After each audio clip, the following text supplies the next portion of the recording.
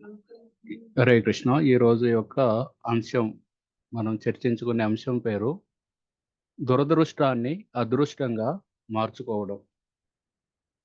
ఎలాగైతే మన జీవితంలో కొన్ని సార్లు అయ్యో! ఇది నా దురదృష్టం అండి. నా దురదృష్టం కొండి ఇలా అయింది అని అంటూ ఉంటాం.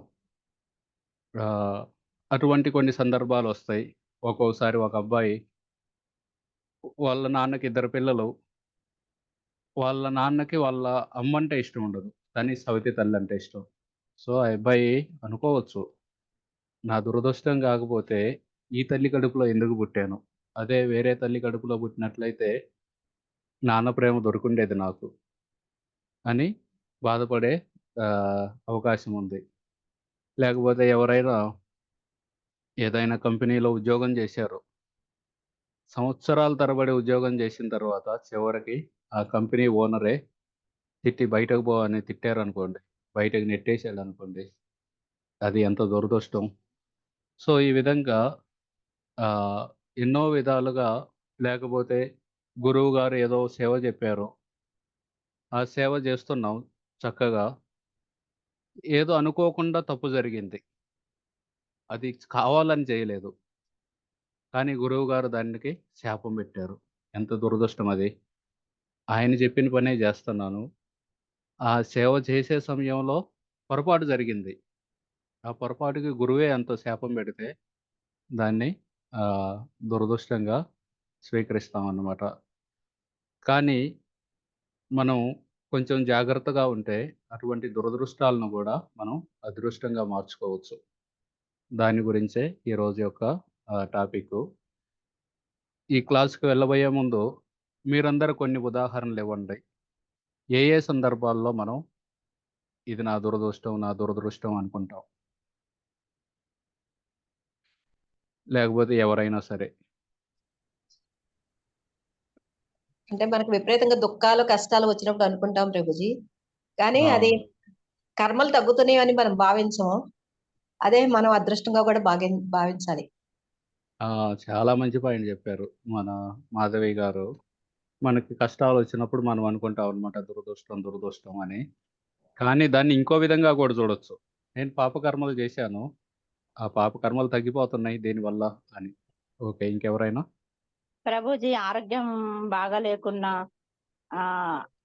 ఇట్లా మనకు అయ్యో! గిట్లా అయితుంది అని కూడా మనం అనుకుంటాం. మళ్ళా అనిపిస్తది. నాకైతే అనిపిస్తది. ఇది కూడా నా కర్మలో ఒక భాగమే గావచ్చు.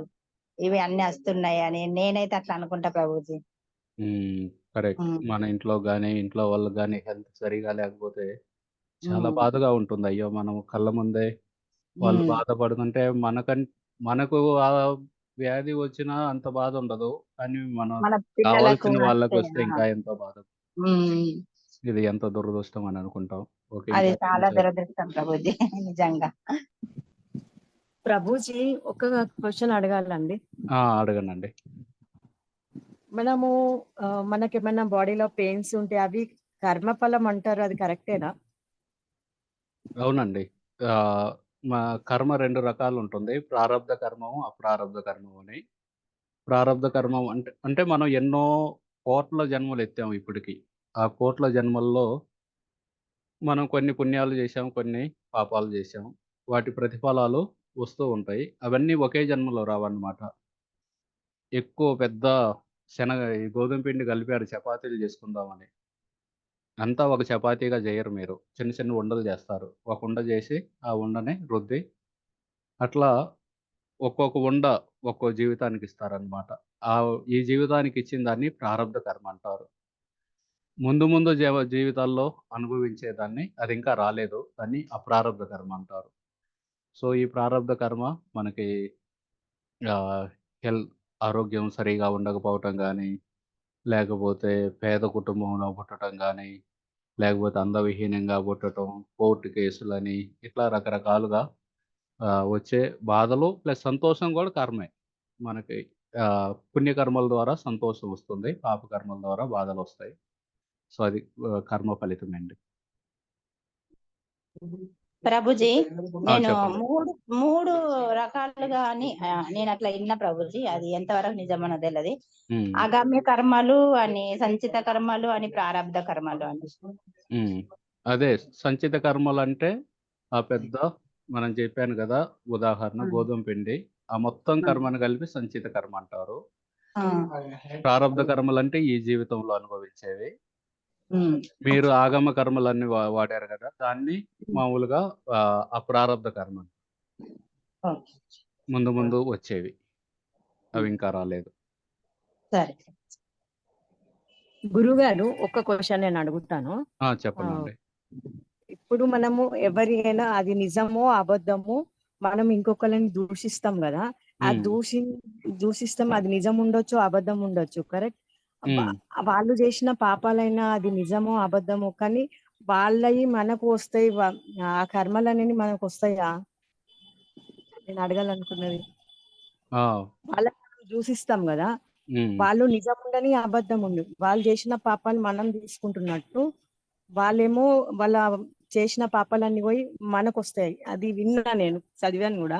అది కరెక్టేనా? ఇంకోళ్ళ గురించి మాట్లాడడం అది తప్పే కదా?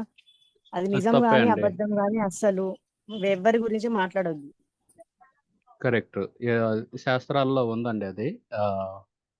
మనం ఎవరి గురించి అయినా చెడుగా మాట్లాడితే వాళ్ళ చెడు కర్మని మనం తీసుకుంటున్నాం అన్నమాట. సో, కాబట్టి వీలైనంత వరకు ఒకవేళ వాళ్ళు ఏదన్నా పొరపాటు చేసినా వాళ్ళకి శిక్షించడానికి గవర్నమెంట్ ఉంది. లేకపోతే అక్కడ గవర్నమెంట్ నుండి తప్పించుకున్నా సరే యమదూతలున్నారు. యూనివర్సల్ గవర్నమెంట్ ఉంది.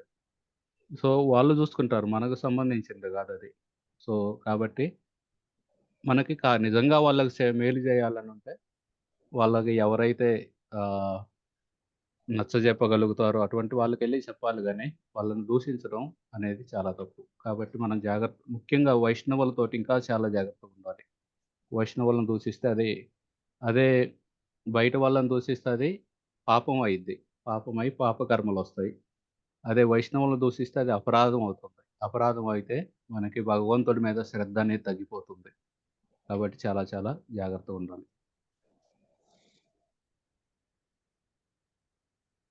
ఓకే. మనం ఇక్కడ చెప్పిన విధంగా మాతాజీలిద్దరు చెప్పారు. మనకి బాధల్లో ఉన్నప్పుడు మనం అనుకుంటాం, అయ్యో! నా కర్మ నాకు దురదృష్టం ఇదని. లేకపోతే మన కుటుంబ సభ్యుల ఆరోగ్యం బాగాలేకపోతే ఆ సమయంలో గూడా అనుకుంటాం. కానీ ఈ దురదృష్టాన్ని గూడా ఆ సమయంలో మనం భగవంతుడిని మన జీవితంలో గనక ఆహ్వానించగలిగితే దాన్ని అదృష్టంగా మార్చుకోవచ్చన్నమాట. దాని గురించే చూడొచ్చు మనం. ఎలాగైతే దుర్యోధనుడు ఇక్కడ చూడొచ్చు. ఆ చైర్‌లో కూర్చున్నదే ధృతరాష్ట్రుడు. అలాగే ఇక్కడ నుంచొని చెయ్యి ముందుకు చూపిచ్చి ఆహ్, కోపంగా అరుస్తున్నాడు, అది దుర్యోధనుడు. ఇక్కడ నమ్రతగా ఈడ ఒక బాణాన్ని, ఆయన విల్లంబుని, వీటన్నిటిని ఇక్కడ పెట్టేసి నడుచుకుంటూ వెళ్తున్నాడు ఈయన విదురుడు. సో, ఎలాగైతే ఈ విదురుడుది ఇది 3వ స్కందంలో వస్తుంది శ్రీమద్ భాగవతం. ధృతరాష్ట్రుడు పుట్టుకతోటే అంధుడనమాట. ఆయన భౌతికంగా అంధుడు, కళ్ళు కనబడవు. కానీ భౌతికమైన కోరికలతోటి ఆధ్యాత్మికంగా గూడా అంధుడైపోయాడు. గుడ్డివాడైపోయాడనమాట ఆధ్యాత్మికంగా గూడా. మనం అనుకోవచ్చు గుడ్డి వాళ్ళేందంటే, గుడ్డి వాళ్ళకి మామూలుగా కనబడవు. ఇది ఎక్కడ ఏ వస్తువు ఉందనేది. అలాగే మనకు గూడా ఒక్కోసారి కళ్ళుంటాయి కానీ చూడలేం. మా అమ్మాయి మొన్న ఫోను చేసి చెబుతుందనమాట. మా ఊర్లో ఇద్దరు చనిపోయారు గత 2, 3 వారాల్లోని. అందరూ చూసారు ఇద్దరు చనిపోయారని. కానీ ఎవరు అనుకోరనమాట. నా నా టర్న్ గూడొస్తుంది. నెక్స్ట్ వచ్చేది నేనేనేమో. ఎప్పుడైనా చనిపోతాను అని అనుకోం. అనుకుంటే మనం సీరియస్‌గా తీసుకుంటాం. అయ్యో! ఎవరికైనా పరీక్ష ఉందనుకోండి సీరియస్‌గా తీసుకుంటారు. అయ్యో! నేను చదువుకోవాలి. పరీక్ష వస్తుంది, దగ్గర పడుతుందని. అలాగే life is preparation, death is examination. మన జీవితం అనేది ప్రిపరేషన్ అనమాట. అలాగే చావు అనేది పరీక్ష. ఆ పరీక్ష సమయంలో భగవంతుని స్మరణ జేసుకోవాలి. దానికి నేను ప్రిపేర్ అవుతున్నానా లేదా? ఎగ్జామ్ దగ్గర పడుతుంది. ఎగ్జామ్ ఎప్పుడుందో తెలీదు. ఎప్పుడైనా రావచ్చు చావు. కానీ మనం అనుకోము ఆ విధంగా. సో, దాన్నే ఆధ్యాత్మికంగా అంధులన్నమాట. ధృతరాష్ట్రుడు ఆ విధంగా అంధుడన్నమాట. కళ్ళు కనబడవు, ఆధ్యాత్మికంగా కూడా అంధుడన్నమాట. అటువంటి ధృతరాష్ట్రుడు వాళ్ళ కొడుకులు వాళ్ళు సరైన ఆహ్, వాళ్ళకి అసత్య మార్గంలో వెళ్తున్నారు. అయినా సరే వాళ్ళని ప్రోత్సహిస్తున్నాడే గాని, ఎప్పుడు పాండవుల్ని చంపడం కోసం చాలా ప్రయత్నాలు చేశాడు ధృతరాష్ట్రుడు వాళ్ళ కొడుకులతో కలిసి. వాళ్ళందరిని లక్ష్యగృహంలో బెట్టి కాల్చివేయటానికి ప్రయత్నం చేశాడు. అలాగే నిండు సభలోకి ద్రౌపదిని తీసుకొచ్చి ఆమె చీరను లాగుతుంటే, ఆ ద్రౌపది కన్నీళ్లతోటి తడిసిందన్నమాట అక్కడ. ఆ సభలో ఆడున్న నేలంతా. అయినా సరే చూస్తూ కూర్చున్నాడు. ఆహ్, అంత అంధుడన్నమాట ధృతరాష్ట్రుడు. ఆ విధంగా యుధిష్ఠిర మహారాజు దొంగతనంగా ఆయన్ని ఓడించి పాచికలతోటి, దాని తర్వాత ఆయన వెళ్ళిపోయారు యుధిష్ఠిర మహారాజు. యుధిష్ఠిర మహారాజు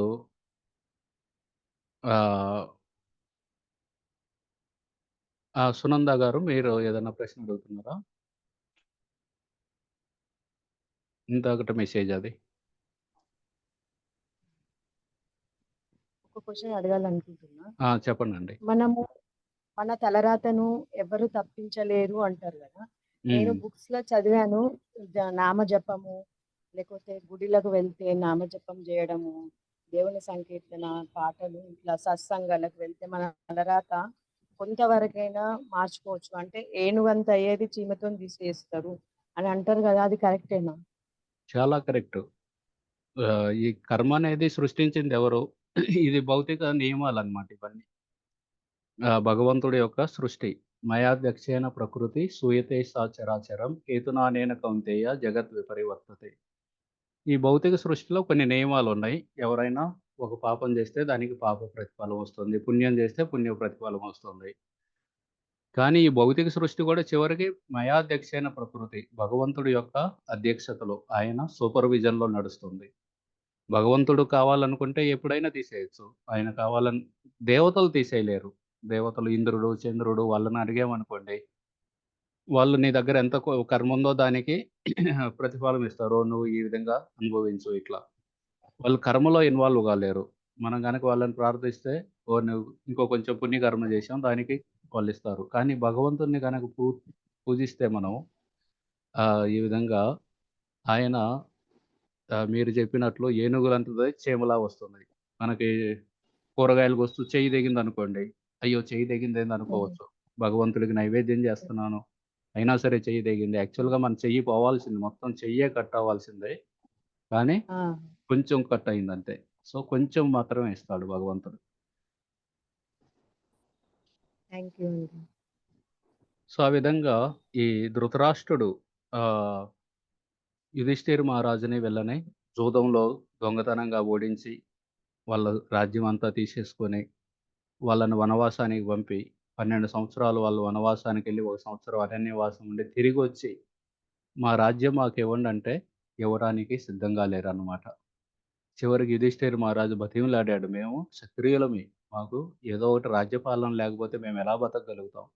కనీసం 5 ఊర్లన్నా ఇవ్వండంటే, దుర్యోధనుడు సూది మొన అంత గూడా ఇవ్వను నేను. పో ఎక్కడికెళ్లి చెప్పుకుంటావంటే, అప్పుడు వాళ్ళందరూ వెళ్లి భగవంతుడిని ఆహ్, కృష్ణుడిని అడిగారన్నమాట. మీరు వెళ్లి కనీసం మాట్లాడండి వాళ్ళతోటి. వాళ్ళు ఈ విధంగా ఏమి ఇవ్వలంటున్నారంటే, అప్పుడు కృష్ణుడు రాయబారిగా వెళ్లారన్నమాట. కృష్ణుడు వాళ్ళ భక్తుల కోసం ఏమేమి జేయలేదు. రాయబారి అంటే యాక్చువల్‌గా ఒక ప్యూన్ లాంటి పనన్నమాట. ప్యూన్‌కి చెబుతాం గదా! ఈ ఆఫీస్‌లో ఫైల్ తీసుకెళ్ళి ఆఫీస్‌లో పెట్టు, అక్కడి నుండి ఇక్కడికి తీసుకురా అని. అయినా సరే, లేకపోతే డ్రైవర్‌లాగా అర్జునుడికి డ్రైవర్‌లాగా పనిజేశారు. భక్తుల కోసం ఏదైనా జేస్తారన్నమాట. ఆ విధంగా కృష్ణుడు చేస్తే అక్కడికెళ్ళి రాయబారంలో చెబితే కనీసం ఆళ్ళకి 5 ఊర్లన్నా ఇవ్వండంటే భీష్ముడు, విదురుడు కొంతమంది విన్నారు తప్పించి మిగతా వాళ్ళందరూ పట్టించుకోలేదు కృష్ణుడి మాటలు. అటువంటిది ఆ సమయంలో కృష్ణుడు తిరిగి వెళ్ళిపోయారు. వెళ్ళిపోయిన తర్వాత ధృతరాష్ట్రుడు విదురుడిని పిలిచాడన్నమాట. ధృతరాష్ట్రుడికి విదురుడంటే కొంచెం ప్రేముంటుంది తమ్ముడని జెప్పి. పిలిచి నువ్వేమంటావంటే, విదురుడు చెప్పాడు. ఆ విదురుడు చెప్పింది చాలా ఫేమస్ అనమాట. విదుర నీతి అని. ఎలాగైతే చాణక్య నీతిలా ఉందో, అలాగే విదుర నీతి అని ఒక పుస్తకం గూడా ఉంది. విదురుడు చెప్పిన నీతులన్నమాట. అవన్నీ చెప్పాడు విదురుడు. విదురుడు చెప్పి, దయచేసి అజాతశత్రువు యుధిష్ఠిర మహారాజు ఆయనకి శత్రువులే పుట్టలేదు. ఆయన దగ్గర మనం మోసం చేయటం మంచిది గాదు. ఆయన రాజ్యాన్ని ఆయనకు తిరిగేయండి. అలాగే భీముడు కోపంతోటి పాములా బుసగొడుతున్నాడు. సో, దయచేసి ఆ కోపాన్ని మీ వంశం వైపు మరల్చవద్దు. మరల్చేదాన్ని ఎందుకంటే భీముడు ఆల్రెడీ మీ 100 మంది పిల్లల్ని చంపుతానని శపథం కూడా తీసుకొనున్నాడు. దయచేసి దాన్ని దగ్గరకు తీసుకురావద్దు. కాబట్టి మీరు వాళ్ళ రాజ్యం వాళ్ళకియ్యండని జెప్పాడన్నమాట. ఆ సమయంలో ఇంకా జెప్పాడన్నమాట. భగవంతుడు వాళ్ళ దగ్గరున్నాడు. ఆయన ధర్మం వాళ్ళ వైపుంది. అలాగే యదువంశస్థులందరూ గూడా వాళ్ళ వైపున్నారు. కాబట్టి మీరు ఇది మంచిది గాదు. వాళ్ళ రాజ్యం వాళ్ళకివ్వండని చెప్పాడన్నమాట విదురుడు. అలాగే ఈ దుర్యోధనుడు అక్కడే ఉన్నాడు. అయినా సరే దుర్యోధనుడు ముందు భయపడకుండా జెప్పాడన్నమాట విదురుడు. ఈడు ఎన్నో అపరాధాలు జేశాడు. భగవంతుడి మీద ఈర్ష్య ఉంది ఈ దుర్యోధనుడికి. అటువంటి వ్యక్తిని పోషిస్తున్నావు. కాబట్టి నీలో ఉన్న సద్గుణాలన్నీ పోయినియి అని చెప్పాడన్నమాట విదురుడు. అది చెప్పి ఎందుకంటే పుత్రుడు అనేవాడు తండ్రికి మేలు జేస్తాడన్నమాట. ఏ విధంగా మేలు జేస్తాడు? తండ్రి చనిపోయిన తర్వాత ఆ తండ్రికి పిండదానం జేస్తాడు. ఆ పిండదానాలు మన వాళ్ళందరూ గయా వెళ్తారు. బుద్ధ గయ అక్కడికి వెళ్ళి ఆహ్, ఆహ్, బీహార్‌లో ఉంటుంది గయ. అక్కడికెళ్ళి అక్కడ విష్ణు పాదాలున్నాయి. విష్ణు పాదాల దగ్గర పూజించి విష్ణు ప్రసాదాన్ని పిండదానంగా బెడతారు. ఈ మధ్య గూడా గత వారంలోనే ఒక డివోటీ వాళ్ళ ఇంట్లో వాళ్ళ నాన్నగారికి తిథి అన్నమాట. తిథి వైజు వాళ్ళ నాన్న పోయిన రోజది. వాళ్ళ ఇంటికి భోజనానికి పిలిచారు. వెళ్తే వాళ్ళు ఏం జేశారు, జగన్నాథ స్వామి ఉన్నారు వాళ్ళ ఇంట్లో. జగన్నాథ్, బలదేవ్, సుభద్ర వాళ్ళకి నైవేద్యం పెట్టారు ముందు. ఆ నైవేద్యాన్ని తీసుకెళ్ళి వాళ్ళ నాన్నగారి ఫోటో ముందు పెట్టారన్నమాట. వాళ్ళు చెబుతున్నారు, "మేము భక్తిలోకి రాకముందు డైరెక్ట్‌గా వండి మా నాన్న ఫోటో ముందు పెట్టేవాళ్ళం. కానీ ఇప్పుడు తెలిసింది మాకు యాక్చువల్‌గా మనం అలా పెట్టకూడదు. విష్ణు ప్రసాదాన్ని పెట్టాలి. సో, ఏ ఉల్లిపాయలు ఇవన్నీ వేయకుండా నైవేద్యం వండి భగవంతుడికి పెట్టి ముందు దాన్ని తీసుకెళ్ళి వాళ్ళ నాన్న ఫోటో ముందు పెట్టారన్నమాట. ఆ విధంగా తండ్రికి సహాయం చేస్తాడు కొడుకనేవాడు. కానీ ఈ దుర్యోధనుడు నీకు ఏ విధంగా సహాయం చేస్తాడు? ఈ దుర్యోధనుడు విష్ణువునే ద్వేషిస్తున్నాడు. అటువంటి ద్వేషించే వాళ్ళ దగ్గర నుండి విష్ణుమూర్తి ప్రసాదాన్ని స్వీకరించడు. ఆయన చెబుతారు, "పత్రం, పుష్పం, ఫలం తోయం యో మే భక్త్యా ప్రయచ్చతి తదహం భక్తి ఉపాహృతం అస్నామి ప్రయతాత్మన." భక్తితోటి ఎవరన్నా సమర్పిస్తే నేను స్వీకరిస్తాను అది నీళ్ళైనా సరే అని భగవంతుడు చెప్పాడు. కానీ ఈ ఎవరన్నా నన్ను ద్వేషిస్తే నేను స్వీకరించను. ఒకసారి వచ్చాడు కూడా రాయబారి సమయంలో కూడా దుర్యోధనుడు ఎన్నో రకరకాల వంటలు చేసి పిలిచాడనమాట కృష్ణుడిని. ఆ విధంగా అయినా సరే కృష్ణుడిని మభ్యపెట్టి ఈ రాయబారి సమయంలో మా వైపు ఉండే విధంగా చేసుకుందామని. కానీ కృష్ణుడు ఒకటే చెప్పారనమాట. ఎవరైనా తినేది ఆకలుంటే తింటారు, లేకపోతే ప్రేముంటే తింటారు ఆ పెట్టే వ్యక్తి.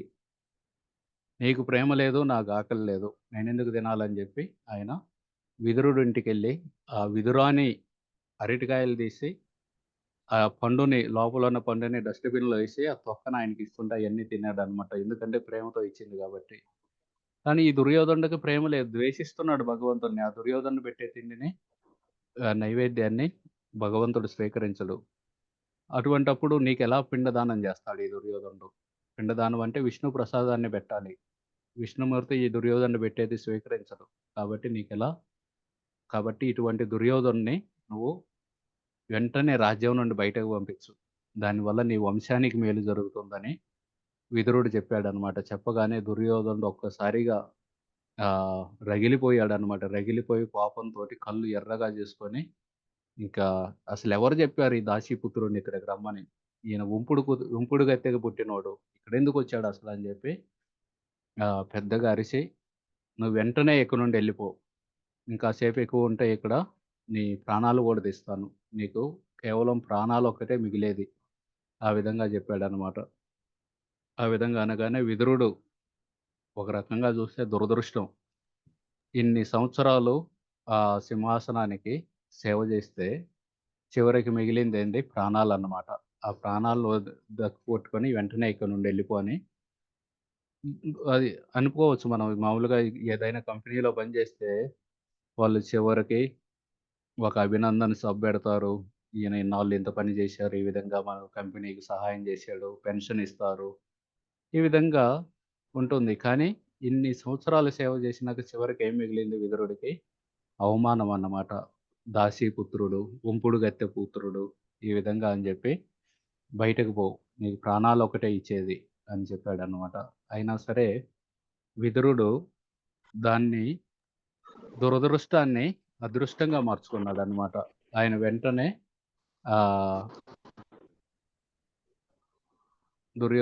విదురుడు సరే ఇది మంచిదేలే. ఇది ఒక రకంగా ఎన్నో సంవత్సరాల నుండి తీర్థయాత్రలకు వెళ్ళాలనుకుంటున్నాను. కనీసం ఇప్పుడు అవకాశం దొరికింది అని జెప్పి ఆయన బాణాన్ని, విల్లంబుని అన్నిటిని అక్కడ పెట్టేసి ఆయన తీర్థయాత్రలకు వెళ్ళిపోయాడన్నమాట. ద్వారకాకి ఇట్లా రకరకాల అయోధ్య, ద్వారక ఇవన్నీ తిరిగి చివరికి ప్రభాస క్షేత్రానికి వెళ్ళిన సమయంలో ఆయన బాగా గడ్డం ఇవన్నీ పెంచుకొని పడుకోవటానికి ఎక్కడ నేల మీదే పడుకోవటం. ఎవ్వరు గుర్తు గూడా పట్టలేదన్నమాట ఆయన విదురుడని. ఆయన రాజ్యంలో వాళ్ళే వాళ్ళందరూ. కానీ ఎవరికి తెలీదు ఈయన విదురుడని. ఆ విధంగా తిరిగి ప్రభాస క్షేత్రానికెళ్ళిన సమయంలో ఆయనకి తెలిసిందన్నమాట. యుధిష్ఠిర మహారాజు ఇప్పుడు రాజయ్యాడు. అంటే కురుక్షేత్ర యుద్ధం అయిపోయింది అప్పటికి. కురుక్షేత్ర యుద్ధం అయిపోయింది. యుధిష్ఠిరుడు రాజయ్యాడు. యుధిష్ఠిరుడి యొక్క జెండా మొత్తం భూప్రపంచం అంతా యుధిష్ఠిరుడి పాలనలో ఉంది ఆ సమయంలో. ఆ విధంగా ఆయన తెలుసుకొని దాని తర్వాత మైత్రేయుడిని కలిసి ఆ మైత్రేయుడు తర్వాత ఆయన ముందుకెళ్తారనమాట. పుష్ప గారు మీరు అన్‌మ్యూట్ చేయగాకండి. సార్ చేయాలనా సార్? చెయ్యొద్దు. మీరు మధ్య మధ్యలో ఓకే. అన్‌మ్యూట్ అవుతున్నారు. ఓకే. Okay sir. ఆ! అలాగే ఇక్కడ చూడొచ్చు మనం.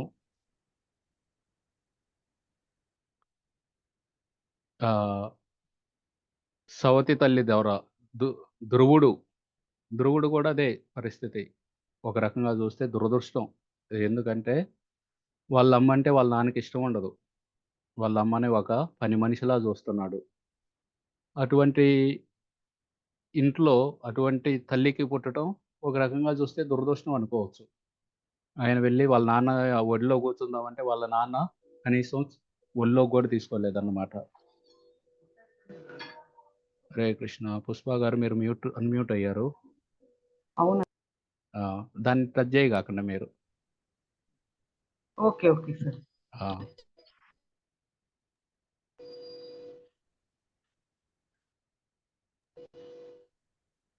ఐశ్వర్య సో, వెంటనే సురుచి పాపంతోటి అందన్నమాట. ఒక్క నిమిషం పుష్ప గారిని మ్యూట్ చేస్తా. సారీ.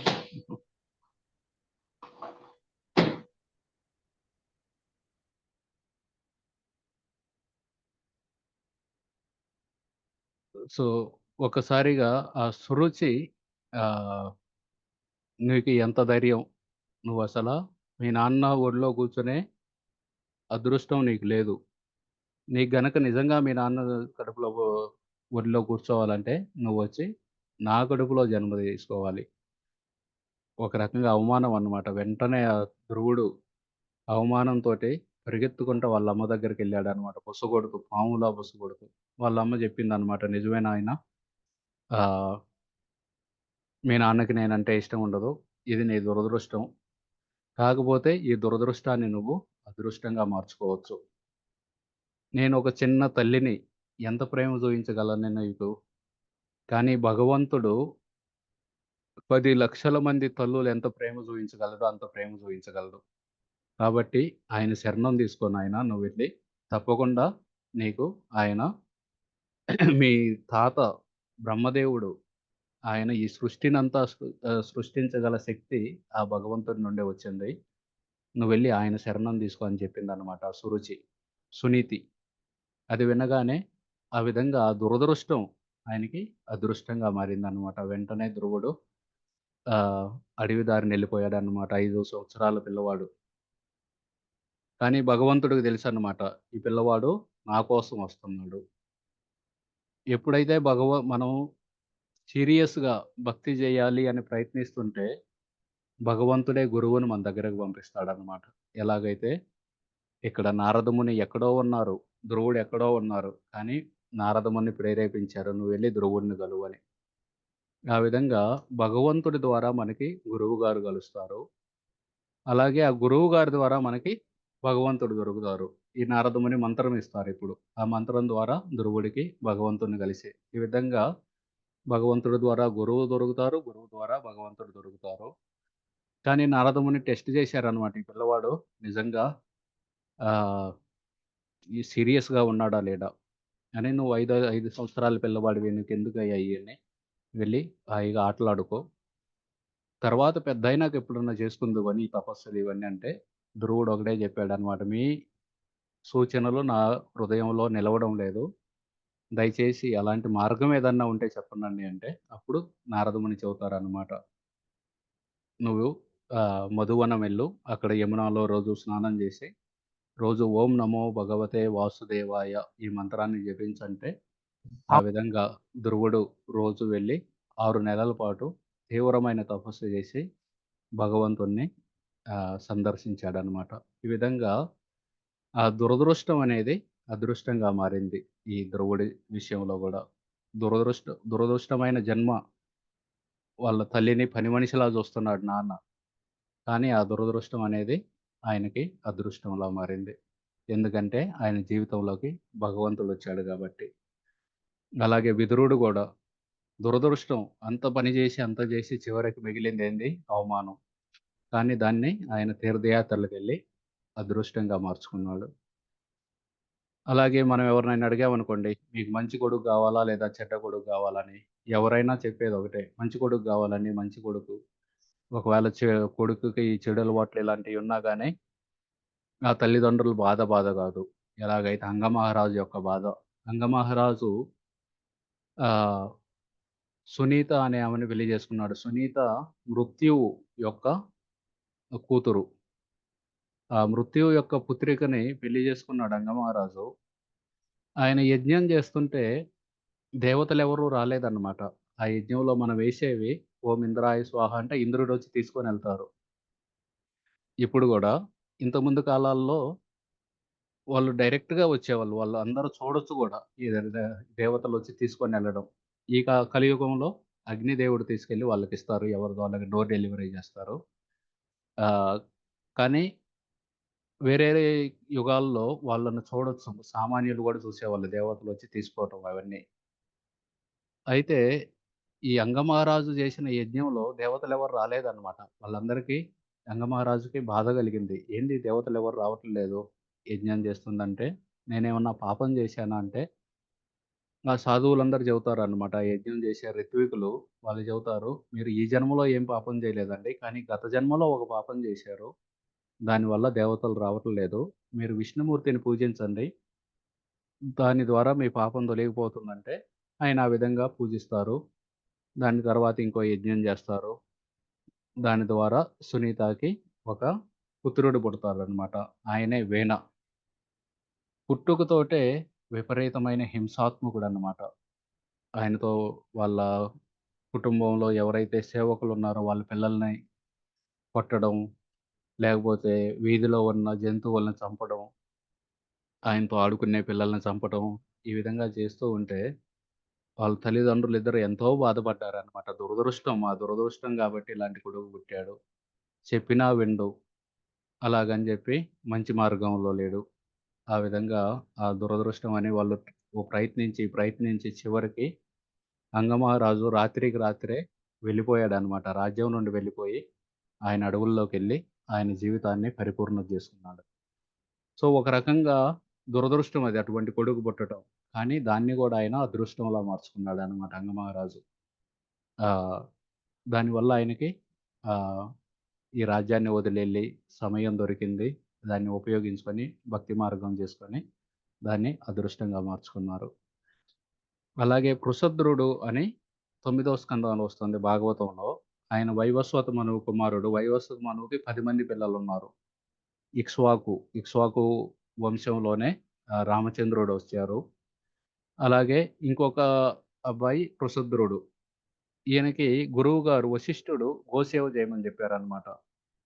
గోసేవ చేయమంటే రాత్రంతా ఆయన గోశాలలో ఒక కత్తి తీసుకొని నుంచునేవాడు. రాత్రంతా కత్తి తీసుకొని నుంచొని గోవుల్ని కాపాడేవాడనమాట. ఆ విధంగా కాపాడుతూ సేవ చేస్తున్నాడు గురువుగారు చెప్పారని చెప్పి. గోవుల్ని కాపాడుతుంటే ఒకరోజు అమావాస్య అయింది ఆ రోజు. అమావాస్య చీకటిగా ఉంది. ఆయన కత్తి తీసుకొని తిరుగుతున్నాడు గోశాలలో గోవుల్ని కాపాడటం కోసం. అదే సమయంలో ఒక పులి వచ్చిందనమాట ఆ గోశాలలోకి. పులి వచ్చి ఒక ఆవును పట్టుకుంది. ఆవును పట్టుకోగానే ఆవు అరవడం మొదలుపెట్టింది. ఈయనకు అర్థమైంది. పులి గాండ్రింపు, ఆవు అరవడం ఇవన్నీ చూసి వెంటనే ఆ వైపు పరిగెత్తాడు. ఆ చీకట్లో ఏమీ కనపడట్లేదు. ఆ గోవులన్నీ కూడా అటు ఇటు పరిగెత్తుతున్నాయి. ఆ సమయంలో ఆయన కత్తి తీసుకొని ఆ శబ్దం వచ్చిన దగ్గరికెళ్ళి కత్తితోటి నరికాడనమాట పులిని. నరికాడు. తెల్లవారింది. తెల్లవారినాక చూసారు. లైట్ వచ్చినాక చూస్తే పులి చనిపోయిందనుకున్నాడు. చూస్తే యాక్చువల్‌గా గోవు చనిపోయి ఉంది. ఆ పులి యొక్క తోక తెగింది. అలాగే గోవు మిగతా శరీరం తెగి గోవు చనిపోయిందనమాట. వెంటనే వశిష్ఠుడొచ్చాడు. వశిష్ఠుడొచ్చి చూసాడనమాట. గోహత్య చేశావు. పృషద్రుడిని చూసి, నేను నిన్ను గోసేవ చేయమంటే నువ్వు గోహత్య చేశావు. కాబట్టి నువ్వు వచ్చే జన్మలో శూద్రుడుగా మారు. శూద్రుడిగా జన్మించు అని చెప్పి శాపం పెట్టాడనమాట. ఎంత దురదృష్టం! కావాలని చేయలేదు. గురువుగారు చెప్పిన మాటలే చేస్తున్నాడు. గురువుగారు చెప్పిన పని చేస్తున్నాడు. కానీ అనుకోకుండా ఓ పొరపాటు జరిగింది. దానికోసం ఆయనకి దురదృష్టం వచ్చింది. వచ్చే క్షత్రియుడిగా ఉన్నవాడు శూద్రుడిగా మారని శపించాడనమాట. కానీ ఈ పృషద్రుడు దాన్ని అదృష్టంగా మార్చుకున్నాడనమాట. ఆయన పెళ్లి చేసుకోలేదు. బ్రహ్మచర్యం పాటించాడు. ఇకన శుద్ధ భక్తి సేవ భగవంతుడికి భక్తి చేశాడనమాట. భక్తి చేసి అసలు జన్మే లేకుండా చేసుకున్నాడనమాట. వచ్చే జన్ముంటే వశిష్ఠుడి వరం అది నెరవేరాల్సిందే. వచ్చే జన్ముంటే ఆయన శూద్రుడిగా పుట్టాల్సిందే. కానీ జన్మే లేకపోతే ఏం చేస్తారు? ఏం చేయలేరు గదా! అందుకని చెప్పి ఆయన భక్తియుక్త సేవ చేసి ఇకన మళ్ళీ జన్మ లేకుండా చేసుకొని ఆధ్యాత్మిక జగత్తుకు వెళ్ళాడనమాట. ఈ విధంగా ఎన్నో భాగవతంలో మనం ఎన్నో చూసాం. విదురుడి గురించి చూసాం. అలాగే ధ్రువుడి గురించి, పృషద్రుడి గురించి వీళ్ళందరూ దురదృష్టాన్ని అదృష్టంగా మార్చుకున్నారు. భగవంతుడిని వాళ్ళ జీవితంలోకి ఆహ్వానించి. అందుకే చెబుతారనమాట. ఓం అపవిత్ర పవిత్రో వా సర్వావస్థాగతోపి వా యస్మరేత్ పుండరీకాక్షం స బాహ్య అభ్యంతరపి శుచి. సో, భగవంతుడిని స్మరించుకుంటే ఏ పరిస్థితిలో అయినా సరే అది వాళ్ళు శుద్ధి అవుతారు. సో, ఈ విధంగా మన జీవితంలో కూడా ఎన్నో మనం ఆశించినవి జరగకపోవచ్చు. దాన్ని చూసి మనం అయ్యో! నిరుత్సాహపడవచ్చు. దురదృష్టం అనుకోని. కానీ మనం ప్రభుపాదుల వారి జీవితం నుండి చూడొచ్చనమాట. ప్రభుపాదుల వారు అమెరికాలో ఉన్నప్పుడు ఆయన 1966లో ఒక రాధాకృష్ణుని గుడి కట్టాలనుకున్నారనమాట న్యూయార్క్‌లో. ఆ విధంగా గుడి కట్టాలనుకోని కానీ డబ్బులు గావాలి. ఇప్పుడంటే డబ్బుని ఎలాగైనా పంపించవచ్చు అక్కడికి. కానీ ఆ సమయంలో ఆహ్, డబ్బుని అమెరికా పంపాలంటే గవర్నమెంట్ యొక్క ఆహ్, గవర్నమెంటు వాళ్ళ ప్రతిపాదన అంగీకరించాలన్నమాట. అప్పుడే వాళ్ళు డబ్బుని ఇండియా నుండి అమెరికాకి తీసుకెళ్ళగలరు. ఆ విధంగా ఆయన సరే 'లాల్ బహదూర్ శాస్త్రి' తోటి కొంచెం పరిచయం ఉందన్నమాట. అంతకుముందు ఒకసారి కలిసారు. ఒక 'దౌలత్ రామ్ ఖన్నా' అనే ఒకాయన ఇంతకుముందు ఒకసారి పరిచయం చేయించారన్నమాట 'లాల్ బహదూర్ శాస్త్రి' తోటి. 'లాల్ బహదూర్ శాస్త్రికి' భాగవతం ఇచ్చారు. ఆయన గూడా మీ భాగవతం చాలా మంచిది, బాగుంది. అన్ని గవర్నమెంటు గ్రంథాలయాల్లో గూడా మీ భాగవతం ఉండాలని ఆశిస్తున్నానని జెప్పి ఆయన ఆశీర్వదిస్తారు. సో, ఆ విధంగా ఆయన అమెరికా వస్తున్నారని తెలుస్తుంది ప్రభుపాదుల వారికి. లాల్ బహదూర్ శాస్త్రిని కలుస్తాను. కలిసి ఆయన ద్వారా ఈ నిధులు భారతదేశం నుండి అమెరికాకి తెప్పించుకుంటే ఈ రాధాకృష్ణ మందిరం కట్టొచ్చని ఆశించారు. కానీ జనవరి 11, 1966లో ఆయనకు తెలిసిందన్నమాట. ఆహ్, ఈ లాల్ బహదూర్ శాస్త్రి రష్యా వెళ్లారు. ఆయన అక్కడే శరీరాన్ని వదిలేశారు. అది తెలియగానే ఈ ప్రభుపాదుల వారికి చాలా నిరాశ కలిగింది. అయ్యో! ఇట్లా ఏమనుకున్నానని. ఎందుకంటే ఆయన ఒక బిల్డింగ్‌ని చూసించుకున్నారన్నమాట. ఆ బిల్డింగ్ ఖాళీ అన్నమాట. ఖాళీ భవనం అది. ఆ భవనాన్ని మందిరం జేయాలనేది ప్రభుపాదుల వారి ఆశ. ఆ భవనంలో రాధాకృష్ణమూర్తులను పెట్టి మందిరంలా జేయాలని జెప్పి. సరే ఈయన ఇట్లా అయితే అని జెప్పి లాల్ బహదూర్ శాస్త్రి చనిపోయారు. సరే అని జెప్పి ఆహ్, ఆ హార్ట్‌మెన్ అన్నమాట. ఆ భవనం యొక్క యజమాని పేరు. ఆయనకి ఉత్తరం రాస్తారు. మీ రెండంతస్తుల భవనం ఉంది గదా! మీరెలాగూ దీన్ని ఉపయోగించుకోవట్లేదు. ఖాళీగానే ఉంది మీ ఇల్లు. నాకు తెలిసింది మీరు పన్నులు గూడా టాక్సెస్ గూడా కడుతున్నారు. దయచేసి మాకివ్వండి. మేము international society for God consciousness అని ఒక సొసైటీ పెట్టి, అక్కడి నుండి జనాలందరికీ భగవంతుడి గురించి నేర్పుతూ ఉంటాం. ఇది పబ్లిక్ కోసం ఉపయోగపడితే మీరు టాక్సులు గూడా కట్టే పనుండదు. కాబట్టి దయచేసి మాకు ఫ్రీగా ఇవ్వండి అని అడుగుతారు. ఆ హార్ట్ మ్యాన్‌కి హార్ట్ అటాక్ వచ్చినట్టయిద్దనమాట. ఈయనేంది ఫ్రీగా అడుగుతున్నాడని. ఆయన వెంటనే లేదు లేదు నేనివ్వనని చెబుతాడనమాట. ఇంకా తర్వాత పదంపత్ సింఘానియా అని ఆయన్నడుగుతారనమాట. ఆయన్నడుగుతారు, "మీరు దయచేసి ఒక 7,00,000 పంపండి. ఇక్కడ ఒక బిల్డింగ్ ఉంది. ఆ బిల్డింగ్‌ని కొంటాను నేను. ఆ బిల్డింగ్‌ని కొని నేను ఆహ్, అందులో రాధాకృష్ణ మూర్తులను పెట్టి దాన్ని గుడిలా చేస్తా ఉంటారనమాట." ఆయన వెంటనే లెటర్ రాస్తారు. "పదంపత్ సింఘానియా చాలా మంచి పని చేస్తున్నారు మీరు. న్యూయార్క్‌లో రాధాకృష్ణుడి గుడి కట్టడం నాకు గూడా ఇష్టమే. నేను ద్వారకా నుండే. కాకపోతే గవర్నమెంట్ శాంక్షన్ చేయాలి డబ్బులు. లేకపోతే నేను పంపలేను." అయినా 7,00,000 గుడి కట్టడం చాలా కష్టం. ఆహ్, ఎందుకంటే ఆహ్, ఒక పెద్ద మన సంప్రదాయబద్ధంగా గుడి కట్టాలంటే అప్పట్లో 7,00,000 ఇంకా ఎక్కువ ఖర్చవుతుంది అని చెబుతాడనమాట ఆయన. సరే అని చెప్పి ఆయన ఆలోచిస్తూ ఉంటారు. మళ్ళీ ఇంకొక ఉత్తరం రాస్తాడు సింఘానియా. "నాకు ఈ విధంగా నచ్చలేదు. మీరు ఒక ఆల్రెడీ ఉన్న బిల్డింగ్‌ని కొని దాని మీద దాన్ని గుడిలా మారుస్తానంటున్నారు. అలా గాదు. ఒక చిన్నదైనా పర్లేదు. మంచి గుడి కట్టండి" అని చెబుతాడనమాట పదంపత్ సింఘానియా. కానీ ప్రభుపాదుల వారి దగ్గర అంత డబ్బు లేదు. చాలా ఖర్చయిద్ది. మొత్తం ఆహ్, ఒక స్థలం కొని ఇల్లు కట్టాల బ గుడి కట్టాలంటే. ఆయనేంది ఆల్రెడీ ఒక బిల్డింగ్ ఉంది గదా! దాని మీద ఇంకొక అంతస్తేద్దాం. అంతస్తుకి శిఖరాలు ఇయన్నీ పెడదాం కావాలంటే అంటారు. ప్రభుపాదుల వారికి తెలుసు గుడి అంటే ఏంది?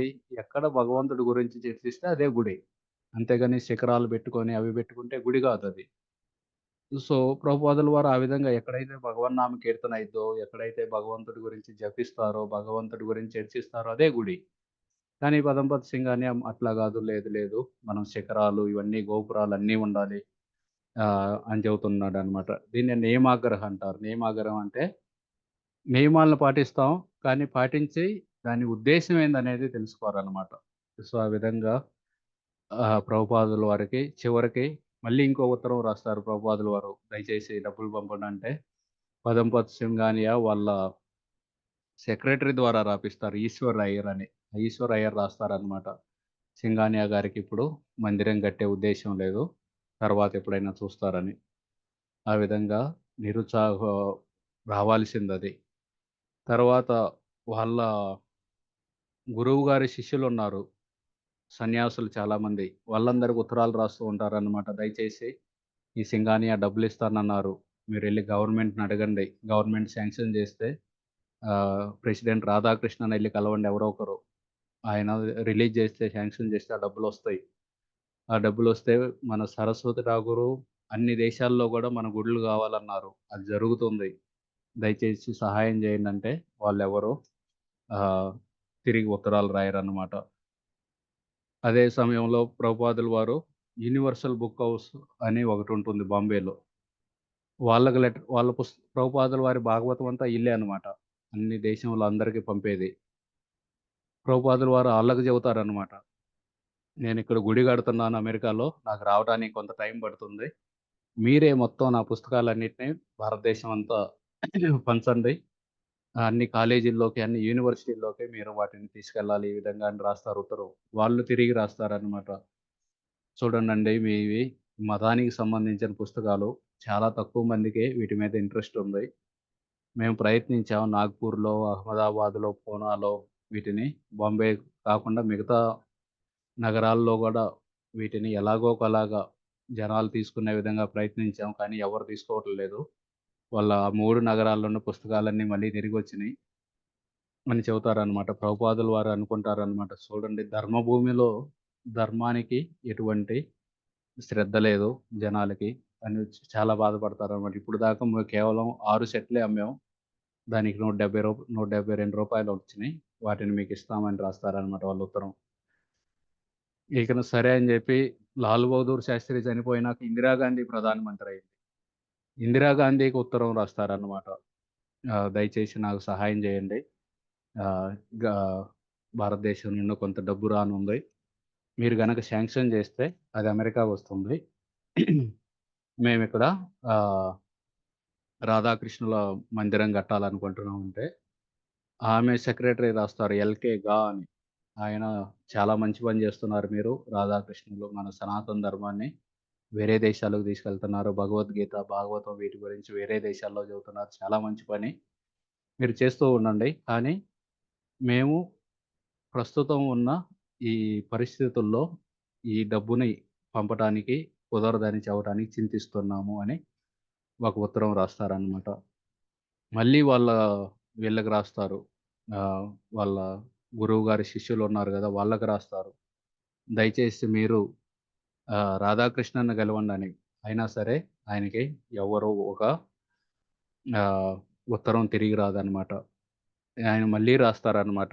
మీరు మీ ఉత్తరాల కోసం ఎదురు జూస్తున్నాను నేను రోజు. నాకిక్కడ ఉండటానికి రోజుకి నెలకు రూ. 1000 ఖర్చవుతుంది. ఎలా ఉంటానో తెలీదు నాకు. ఎన్ని రోజులుంటానో. దయచేసి మీరందరూ సహాయం జేయండని చివరికి సుమతి మొరార్జీ అని ఆమె సింధియా స్టీమ్‌షిప్ కంపెనీ అనమాట. ఆమె ప్రభుపాదుల వారికి జలదూత అనే ఓడలో అమెరికా వెళ్ళడానికి ఫ్రీగా టికెట్ ఇచ్చింది. ప్రభుపాదుల వారి దగ్గర డబ్బులు లేకపోతే మొదటిసారి అమెరికా ఎళ్ళటానికి ఆమె ఫ్రీగా టికెట్ ఇచ్చారనమాట. ఆమెకు ఉత్తరం రాస్తారు. దయచేసి నాకొక మృదంగం పంపండి. అలాగే ఆహ్, నాకు ముందు ముందు చాలామంది శిష్యులొస్తారు. వాళ్ళందరూ గూడా ఇండియా వస్తారు. వాళ్ళకి గూడా మీరు ఫ్రీ టికెట్లివ్వాలని కోరుకుంటున్నానని రాస్తే, ఆమె నుండి గూడా ఏమీ రెస్పాన్స్ రాదనమాట. ఈ విధంగా ప్రతి చోట నుండి ఒకటే అన్నమాట మాట. మేము మీకు సహాయం చేయలేము. కానీ ఆయనకి నమ్మకం ఉండిద్దనమాట. ఇది మా గురువుగారు జెప్పారు. కాబట్టి ఇది జరగాల్సిందే. ఆ విధంగా మళ్ళీ రాస్తారు సుమతి మొరార్జీకి. మీరు నాకు చెప్పారు. నా ఆరోగ్యం పూర్తిగా సరైనదాకా రావద్దని. అలాగే నా మిషన్ పూర్తయిన దాకా రావద్దని జెప్పారు మీరు. అది మీరు పూజిస్తున్న లడ్డూ బాలగోపాలుడే మీ ద్వారా మా గురువుగారే ఆ గోపాలుడి ద్వారా చెప్పించినట్టున్నారు. చాలా సంతోషం. ఆహ్, ఈ విధంగా ఆయన మళ్ళీ రాస్తారు. అయినా సరే ఆయనకి ఎవరు రెస్పాన్స్ ఇవ్వరనమాట. అదే సమయంలో ఒకాయన ముక్తి బ్రహ్మచారి అని ఒక అబ్బాయి వాళ్ళ గురువుగారి శిష్యుడు యొక్క శిష్యుడు. ఆయన ఉత్తరం రాస్తారు ప్రభుపాదుల వారికి.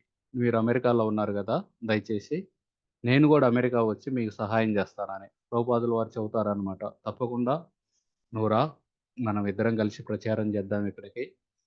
ఎళ్లి మీ గురువుగారి దగ్గర పర్మిషన్ తీసుకొని వచ్చేయమంటారు." ఆయనుండి "లేదు లేదు మా గురువుగారికి చెబితే ఆయన నన్ను పంపించడేమో. నేను ముందు అమెరికా వస్తాను. అమెరికా వచ్చిన తర్వాత మా గురువుగారికి చెబుతానంటారు." అనగానే ప్రభుపాదుల వారు కోపంతోటి ఉత్తరం రాస్తారనమాట. "ఇదేమన్నా నేను బిజినెస్ జేసుకుంటున్నానా ఇక్కడ? ఇది మన సరస్వతి ఠాకూర్ గారి యొక్క కోరికని నెరవేర్చడం కోసం నేనిక్కడికొచ్చాను. మీ గురువుగారు ఎందుకొద్దంటారు? ఆయన ఆయన కూడా భక్తి గురించే ప్రచారం చేస్తున్నారు. నేను భక్తి గురించే ప్రచారం చేస్తున్నాను. మా ఇద్దరిది ఒకటే లక్ష్యం. సరస్వతి ఠాకూర్ గారి యొక్క కోరికను నెరవేర్చడం. ప్రతి గ్రామంలో గూడా, ప్రతి నగరంలో గూడా ఈ భక్తి మార్గాన్ని తీసుకెళ్ళటం. కాబట్టి మీరు గురువు గారి దగ్గర అనుమతి తీసుకోమంటే, ఆ ముక్తి బ్రహ్మచారి ఎళ్లి అడుగుతారనమాట వాళ్ళ గురువుని. వాళ్ళ గురువు లేదు ఎళ్ళటానికి వీల్లేదంట. వెళ్ళటానికి వీల్లేదంటే, ఆ విధంగా అది గూడా క్యాన్సిల్ అవుతుందనమాట. ఈ విధంగా ఎన్నో కష్టాలనమాట. ప్రభుపాదుల వారికి 8 పరాజయాలు. ఒకటి దాని తర్వాత ఒకటి. రాధాకృష్ణుని గుడి కట్టాలి న్యూయార్క్‌లంటే ఏ విధమైన సహాయం లేదు. అయినా సరే నిరుత్సాహపడలేదనమాట. నిరుత్సాహపడకుండా ఆయన బయటికి వెళ్ళి అప్పటి వరకు డాక్టర్ మిశ్రా అని వాళ్ళ యోగా స్టూడియోలో ఉండేవారు ప్రభుపాదుల వారు. బయటకు వెళ్ళి ఆయన హిప్పీలతో ఉండి, వాళ్ళకి రోజు క్లాసులు చెప్పి, వాళ్ళకి కీర్తన చేసి, ఆ విధంగా చిన్నగా వాళ్ళని భక్తులు చేసి, వాళ్ళ సహాయంతోటి ఒక ఇల్లు అద్దెకు తీసుకొని, వాళ్ళే మళ్ళీ వాళ్ళలో కొంతమంది శాన్ ఫ్రాన్సిస్కోకెళ్తారు. వాళ్ళు శాన్ ఫ్రాన్సిస్కోలో ఒక మందిరం ఓపెన్ చేస్తారనమాట వాళ్ళంతట వాళ్ళే. ఆ విధంగా 1, 2, 3 ఆ విధంగా ప్రభుపాదుల వారు 108 మందిరాలను స్థాపించారనమాట 11 సంవత్సరాల్లో. సో, ఈ విధంగా మనం కష్టాలొచ్చినప్పుడు ఇలాంటప్పుడు అయ్యో! దురదృష్టం, అయ్యో! దురదృష్టం అని అనుకోవాల్సిన పని లేదు.